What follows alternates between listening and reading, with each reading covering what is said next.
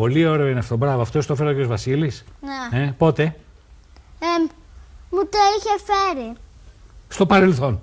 Μπράβο. Κοίτα. Η μαμά μου είχε πάρει ψεύτικα λεφτά. Και μια.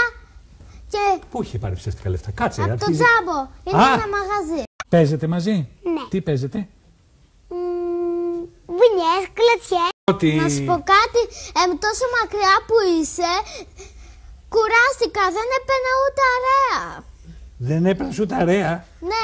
Κάνεις τίποτε τέτοιο στο παιδικό σταθμό εκεί πέρα? Όχι, δεν πήγαινα όμως. Του σνομπάρεις? Είχα κάτσει μόνο μια φορά, έκλαψα λίγο, όμως έκατσα. Δεν έχω αδέρφια. Το Αντωνάκι.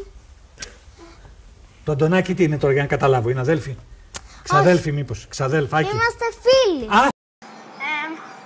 Εγώ. Εσύ με τι, με σάλτσα ή σκέτα? Με σάλτσα, ναι, γιατί είναι κόκκινα. Είναι κόκκινα. Είστε στο προνήπιο, πόσα είστε? 11. 11. Και δεν μου λες τα περισσότερα είναι αγόρια ή κορίτσια? Κορίτσια. Πόσα είναι τα κορίτσια, τα έχεις μετρήσει? Ναι. Πόσα? 13.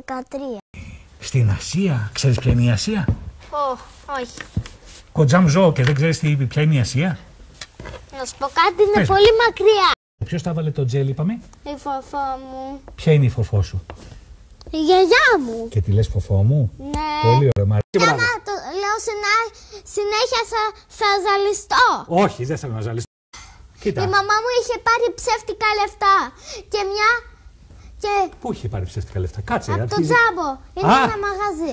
Να σου πω κάτι. Πες μου. Αυτό είναι ένα ποτήρι με νερό. Ναι. Αυτό το πυρούνι και αυτό το. Το μαχαίρι. Ναι. Και εδώ είναι το πιάτο με τα μακαρόνια. Ναι. Ποιος θα μαγείρεψε τα μακαρόνια? Εγώ όταν μεγαλώσω θα γίνω μια νυχτερίδα. Δεν γίνεται, λέει, να γίνεις νυχτερίδα. Εγώ αυτό αποφάσισα. Άμα το αποφάσισες, τι να πω εγώ? Πέφτει λόγο σε μένα. Πες μου, Γιώργο, πόσο χρόνο είσαι? Σου είχα πει. Ναι, αλλά θέλω να το ξανακούσω στο φακό. Καλά, 10. 10. Όχι, δεν έχω ξαναέρθω. Δεν έχεις ξαναέρθω, το ξέρω, αλλά μήπως έχεις γράψει γράμμα? Καλά, να σου πω κάτι. Τι?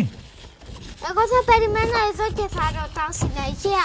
Εσύ ρωτάς, εγώ ρωτάω. Εσύ μου απαντάς.